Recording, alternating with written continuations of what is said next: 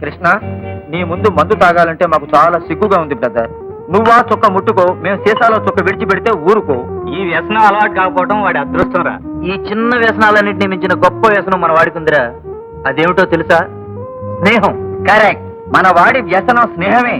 అది వ్యసనమో సరదావో నాకు తెలియదు కానీ మిమ్మల్ని చూడండి నేను ఒక్కరోజు కూడా ఉండలేను రా. అది మా అదృష్టం బ్రదర్. ఈనాడు ఈ గ్లాసుల్లో విస్కీ నింపి మాకు అందిస్తున్నావు. రేపు నువ్వు కావాలంటే ఇదే గ్లాసుల్లో మా రక్తం నింపి నీకు అందిస్తాం బ్రదర్. ఇడియట్, నీ రక్తాలు ప్రాణాలు నాకెందుకురా? వెల్, మీ అందరికీ ఓ శుభవార్త. ఏమిట్రా అది? మన బండబాబు పెళ్లికి రేపు మనం అందరం మైసూరు వెళ్ళబోతున్నాం. అక్కడి నుంచి ఊటీ ప్లెజర్ ట్రిప్. ఓకే, కానీ నన్ను మాత్రం ఈ ట్రిప్ కు వదిలేరా? ఏం లేదు, అర్జెంట్ గా ఇంటి దగ్గర ఒక 1000 రూపాయలు సర్దాలి. ఏడ్చావులే, ఆ డబ్బు నేను ఇస్తాను, సర్దుకుని వచ్చాయి. కృష్ణ, అప్పుగా అయితేనే తీసుకుంటాను. అప్పుగా అయితే నేను చస్తే నా సంగతి నీకు తెలుసుగా. కానీ నోరెత్తా ఉంటే చీరేస్తాను. తీసుకో. సరే, స్టార్ట్ టు మైసూర్. ఏమండి, ఏమిటండి ఇవాళ ఇంకా లేవలేదు? అదిగో మీ రెండో పెళ్ళం కూడా పిలుస్తా ఉంది. ఏమండి, లేవండి.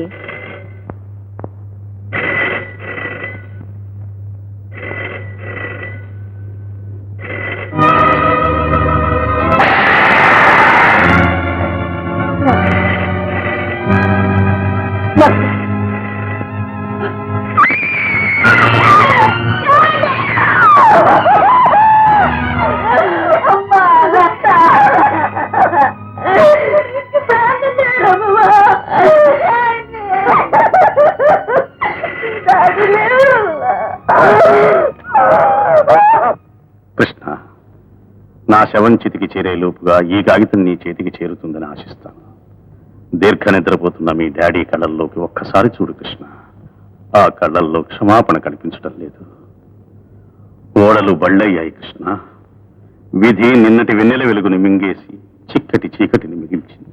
బంగారు గిన్నెలో ఉగ్గు పాలు తాగిన నిన్ను, వెండి గిన్నెలో పాలబువ్వ తిని పెరిగిన లతని, 7 వారాల నగలతో మహాలక్ష్మిలా కనిపించే నా లక్ష్మిని, మిమ్మల్ని రేపు నడి వీధుల్లో దరిద్రానికి బానిసలుగా చూడలేక, చూచి సహించే ధైర్యం లేక వెళ్ళిపోతున్నాను కృష్ణ.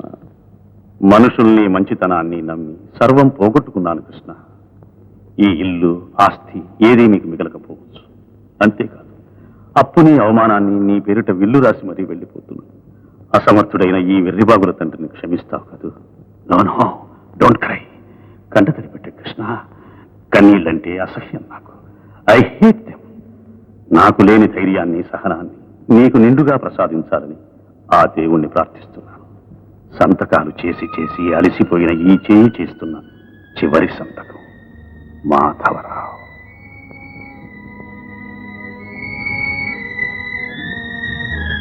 నిప్పెట్టమంది నాకు కాదు, పైపు లేదు. రేపు మాపో నాకు నిప్పెట్టవలసింది కృష్ణుడేగా. ఏమిటి, ఇల్లు ఖాళీ చేయాలా? అవును బాబు, నాన్నగారు ఈ బృందావనాన్ని ఒక సేటు దగ్గర తాకట్టు పెట్టి 10 లక్షల రూపాయలు అప్పు తెచ్చారు. ఆ సేటు ఒక పెద్ద కేటు. ఆ కేటు, వాడి అడ్వకేటు కలిసి నేను ఎంత బ్రతిమాలన్నా వినిపించుకోకుండా 2 రోజుల్లో ఇంటిని జప్తు చేయబోతున్నారు.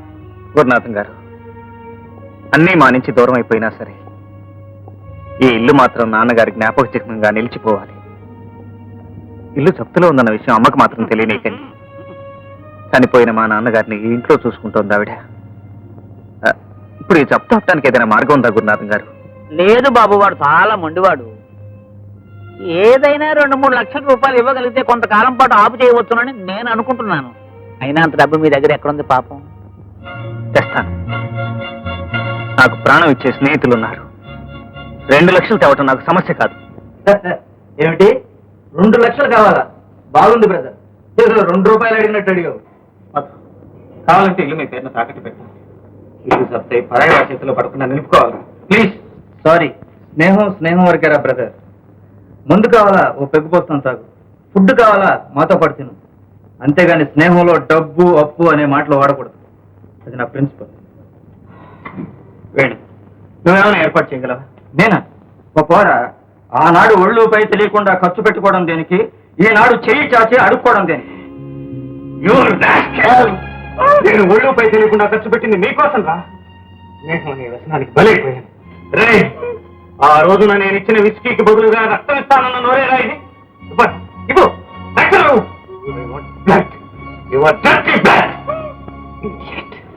నీకంటే పశువుని. అవును, ఎస్, కార్లు బంగ్లాలు అన్నీ ఉన్నాయి. That is true. అంత మాత్రాన అడ్డమైన వాళ్లకు దాన ధర్మాలు చేసి మేము కూడా నీలా నడి రోడ్డున పడాలా? ఆ రోజు నేను నీ వెంట పడితే నో అన్నావు. ఇప్పుడు అవసరానికి నన్ను ఒక టాయ్లా వాడుకోవాలనుకుంటున్నావా? ఎవరు జారితే ప్రాణాలు తీస్తాను, జాగ్రత్త. నిన్ను దానం చేయమని అడగటం లేదు, అప్పుగా ఇమ్మంటున్నాను. నో, కుదరదు. వేరే ఇల్లు చూసుకో. నాకు మ్యాచ్ సెటిల్ అయింది. ఈ రోజే ఎంగేజ్మెంట్. వాళ్ళు వచ్చే టైంకి నువ్వు ఇలా నా పక్కన ఉంటే నన్ను మిస్అండర్స్టాండింగ్ చేసుకుంటారు. ఇక నీ కథల నీ బుద్ధి నాకు అర్థమైంది.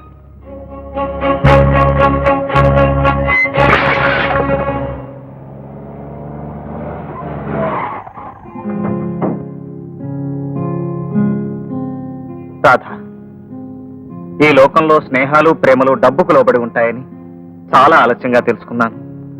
నిన్నటి వరకు నన్ను చూడగానే ఆప్యాయంగా ఎదురొచ్చే ప్రతివాడు ఈ రోజు నన్ను చూడగానే మొహం చాటేస్తున్నాడు. ఇక్కడ నిన్ను చూడగానే నా ప్రాణం లేచొచ్చింది రాధ. నా పరిస్థితికి సానుభూతి చూపే మనిషి ఎదురైందని ఎంతో ఆనందంగా ఉంది. ఎవరు నువ్వు? ఇదిగో కృష్ణ, అనిపించిన ఉంగరం. అరే, బస్ వస్తుంది, నేను వస్తాను.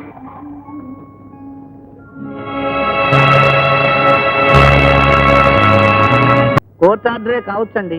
ఉన్నతంగా బ్రతికిన కుటుంబం, కాస్త టైం ఇవ్వాలి. మా చేతుల్లో ఏమీ లేదండి, అంతా కోర్టు ఆర్డర్. బాబు, మా కృష్ణ డబ్బు తేవడానికే వెళ్ళాడు. పాపం బిడ్డ 2 రోజుల నుంచి ఆ అన్నానికి కూడా ఇంటికి రావడం లేదు. మాకు ఈ నిలువ నీడ లేకుండా చేయకండి, మీకు దండం పెడతాను. అమ్మా, అన్నయ్య వస్తున్నాడు. బాబు, వెళ్ళిన పని అయిందా? ఈ ఇంటికి మనకి రుణం తీరిపోయిందమ్మా. ఈ బృందావనంలో ఇక ఈ కృష్ణుడికి స్థానం లేదు. పాదం పదండి. రామాలత,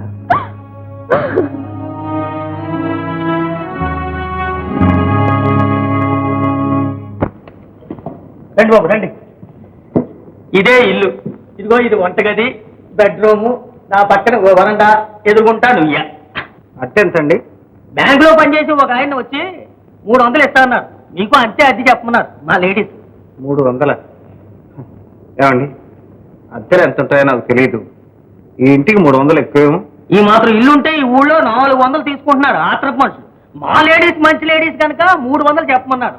అడ్వాన్స్ 3 నెలలు అద్దె 900. అంత తెచ్చుకోలేనండి. చితికిపోయిన కాపురాన్ని మళ్ళీ చేర్చుకోవాలి. తినేందుకు పళ్ళాల దగ్గర నుంచి పప్పు ఉప్పు అన్నీ కొనుక్కోవాలి. నెలకు 200 ఇస్తాను, కాదనకండి. అది కాదండి, మా లేడీస్. ఆవిడకి నేను నచ్చి చెప్పుకుంటాను. ఈ డబ్బు మీ దగ్గర అడ్వాన్స్గా ఉంచండి. నా కాళ్ళ మీద నేను నిలబడిన తర్వాత మీరు అడిగినంతదే ఇస్తాను. వస్తాడు.